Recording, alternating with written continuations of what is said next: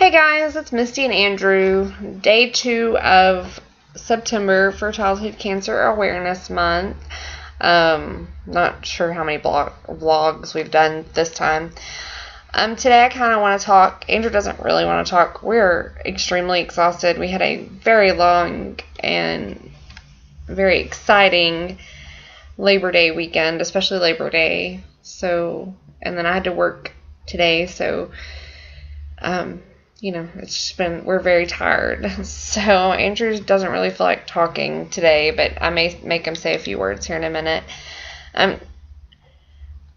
I love the fact that everyone on my Facebook and friends of friends are changing their profile pictures to gold on Facebook,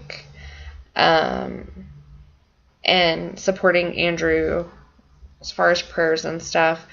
But I posted an article, I think yesterday, and it's from a pediatric oncologist, researcher, and the university head of the University of Texas MD Anderson Children's Cancer Hospital in Houston. The article is called "The State of Pediatric Cancer Research Funding," and her name is Eugenie Kleinerman. She talks a lot about why pediatric cancer funding is needed. Most of your general cancer foundations, places where you donate for cancer,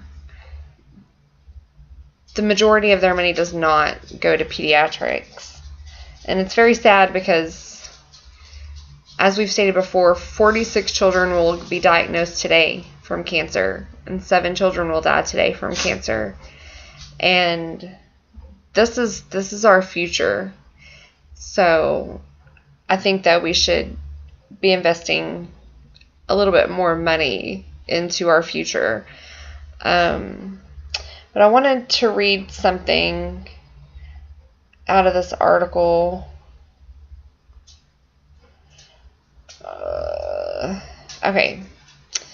Because I've asked this question myself before, but she says in this article, "I'm often asked, why do children get cancer? The answer is, we don't know for sure, and without adequate, basic, clinical, and translational research funding, it will remain elusive. Thankfully, with advances in chemotherapy and radiation therapy, so many children with cancer are cured today. New technologies like proton therapy offered at MD Anderson's Proton Therapy Center continue to show great promise in treating pediatric patients. However, for each family this disease continues to touch, we shouldn't be satisfied with 80% of children being cured. Rather, we should focus on finding new therapies, new ways to treat the 20% of children who are not being cured. That's where we can really make a difference." That number really got to me. Only 80% of children diagnosed with cancer are cured. This is something I've kind of kept to myself. It's kind of going to be a little bit of a, I'm going to out myself on my video blog. I read The Fault in Our Stars, and I seen the movie, and I was blown away by the book and the movie. They were both so amazing. But one thing that was said in the movie, or was said in the book, but they didn't put in the movie. I was really disappointed that they didn't put it in the movie, because I know a lot of people in a situation like ours probably feel the same way. But when the girl, the main character, I can't think of her name, was in her class, or her group, her cancer survivors group, her cancer support group, one of the girls said, "You're so strong. I don't see how you do this. You're so strong." And what she said has always kind of stuck to me, like, I'll take your remission, you can have my strength. And that's something that kind of got to me, because sometimes we do feel that way. Like, I know a lot of friends who had kids diagnosed with cancer that went into remission, and it's great for them, but sometimes I'm just like, why can't we go into remission? And it makes me kind of bummed out.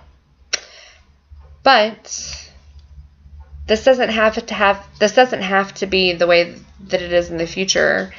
If you just take the time to spread awareness and donate time, money, prayer, support, like I've been saying over the last couple of days, we can find a cure to where more than 20% of kids with childhood cancer are cured. We want 100% of pediatric cancer cured, and it's never going to happen without people taking the initiative to spread the word, donate time, money, prayers, and support. So that's what we really need. And things have come a long way since I was even a child, as far as sorry, my bra stopped showing. As far as cancer treatment and cures, and most cases of leukemia are 95% curable nowadays, and so we really need to get the word out, spread the word, and try to figure out a way to help, and try to figure out a way to make it to where it's 100% of kids that get diagnosed with pediatric cancer are cured and not sitting in limbo like us. Because as most of you know, at Andrew's last MRI, we got some bad news that he's always had tumors. He's been on chemo. We have had a 6-month break. He got diagnosed in September the 16th, 2006. And we have had a 6-month break from chemo since then.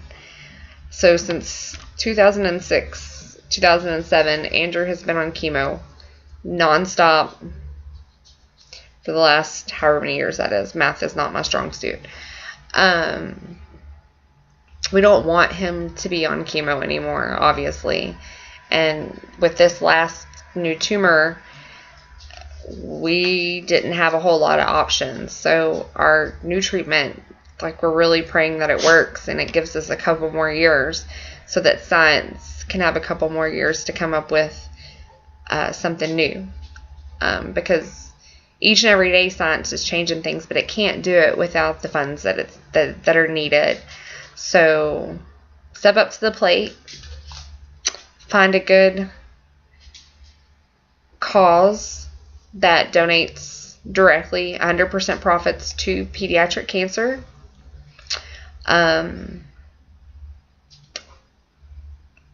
Donate your time, donate money, donate prayers, donate support. And just let's get this ball rolling. Let's get this thing 100% curable and treatable. Tell a joke.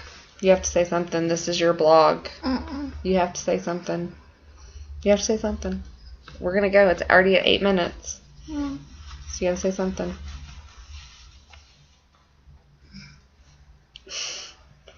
Tell them to have a good rest of their night. Good rest of your night. Say it louder. I'm going to tickle you. We're going to have a tickle fight real quick so that he'll talk. Okay. Say, good night, sweetheart. No. It's time to go. Boom, boom, boom, boom, boom.